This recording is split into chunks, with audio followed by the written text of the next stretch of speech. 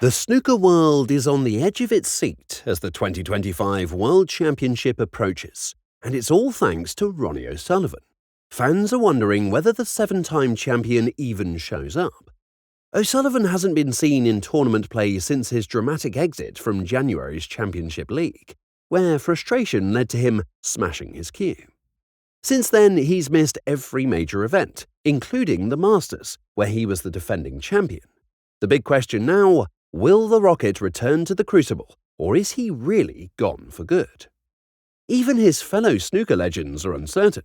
Stephen Hendry, also a seven-time world champion, suggested that O'Sullivan might just show up, sweep the competition, and win his 8th world championship. After all, O'Sullivan has done it before. In 2013, he took a year off and came back to claim the title, so why not do it again? Hendry, however, did acknowledge that it's not quite as simple now. With Judd Trump and Neil Robertson at the top of their game, it's a tougher field than it was back then. But when you're Ronnie O'Sullivan, the rules of snooker don't exactly apply to you. While most players would be scrambling to get in match practice after a long break, O'Sullivan's natural talent pretty much lets him skip that step. Time is running out, and since O'Sullivan didn't qualify for the upcoming Tour Championship, all eyes are now on the Crucible. That could be his next big move.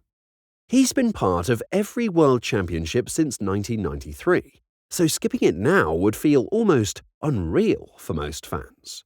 Stephen Hendry has his sneaky suspicion that O'Sullivan will keep his streak alive. But with O'Sullivan staying silent, nobody can say for sure. And then there's the prize money. The World Championship winner pockets a cool £500,000, while the seniors event only offers £15,000 to its champ. But for O'Sullivan, it's never really been about the cash. An 8th world title would extend his record and further solidify his status as snooker's GOAT.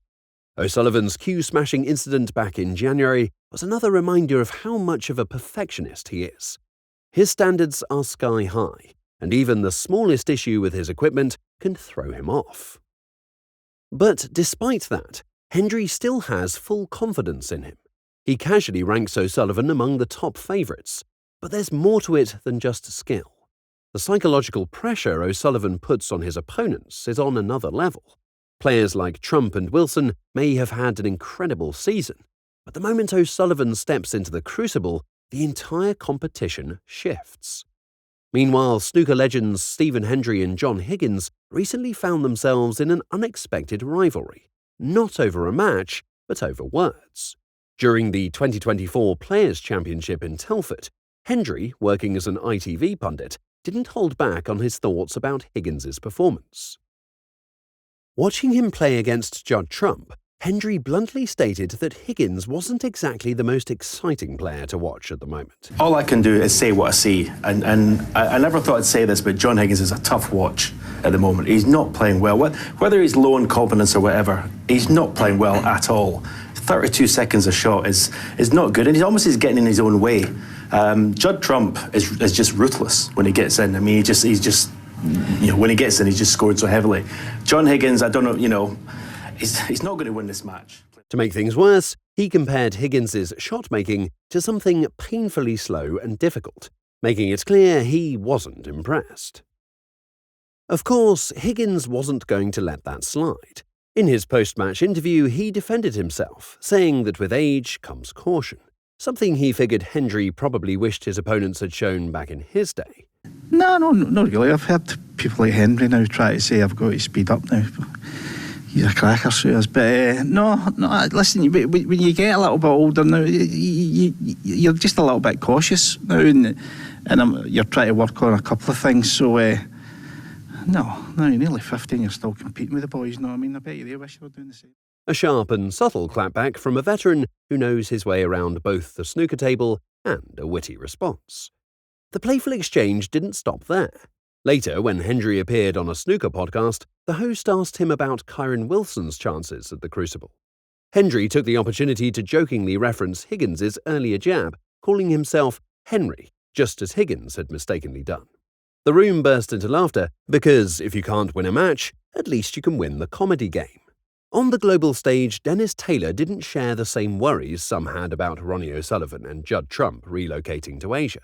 While some feared this might damage snooker's UK reputation, Taylor pointed out that the sport was growing globally, and the rise of snooker tournaments in Asia and the Middle East would keep the sport thriving worldwide. After all, when two of the biggest names in the game choose to swap the UK's dreary weather for the warm climates of Asia, who can blame them? Both players mentioned the region's rich culture and food as part of their appeal.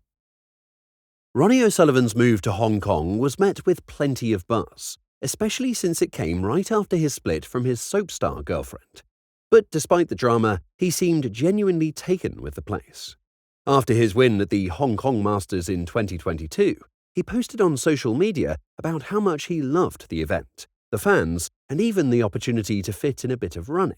So it was clear he was enjoying his time in the vibrant city. Judd Trump has also been splitting his time between Hong Kong and Dubai, where he lives with his 25-year-old girlfriend, Maisie Ma, a 7-time Hong Kong figure skating champion. Like O'Sullivan, Trump secured residency in Hong Kong through the same migrant scheme, allowing him to be closer to the action. Dennis Taylor dismissed any worries about O'Sullivan and Trump's moves potentially harming snooker in the UK. In fact, he pointed out that it's been a trend for players to move to the UK for years, like Eddie Charlton, who made over 100 trips from Australia. So if the players are leaving, they're just keeping the tradition alive, right? Taylor stressed that snooker is no longer just a UK game, it's a global one. And judging by the rising crowds and growing audience numbers, snooker's worldwide popularity isn't slowing down anytime soon. So yeah, the game is in good shape, even if two of the sport's biggest stars are enjoying the sunny side of the world. O'Sullivan, who now spends about 70% of his time working in Asia, explained that relocating to Hong Kong was a no-brainer. With big events like the Shanghai Masters and the World Grand Prix in China, it only makes sense to make a home where the action is. Also, the low taxes in Hong Kong are a nice perk. He's still paying taxes, but at a rate that wouldn't make any accountant's heart skip a beat. Who wouldn't be tempted by that, especially when you're a 7-time world champion?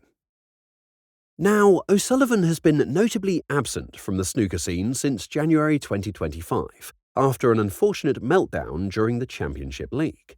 His frustration boiled over and he smashed his cue after a loss to Robert Milkins. Since then, O'Sullivan has pulled out of multiple tournaments, citing health reasons. Fans and pundits alike are starting to wonder if the 49-year-old is winding down his illustrious career. His last competitive match was that disastrous one at the Championship League, after which he made a dramatic exit. He also pulled out of the Masters just before his match against John Higgins, citing exhaustion from a punishing travel schedule.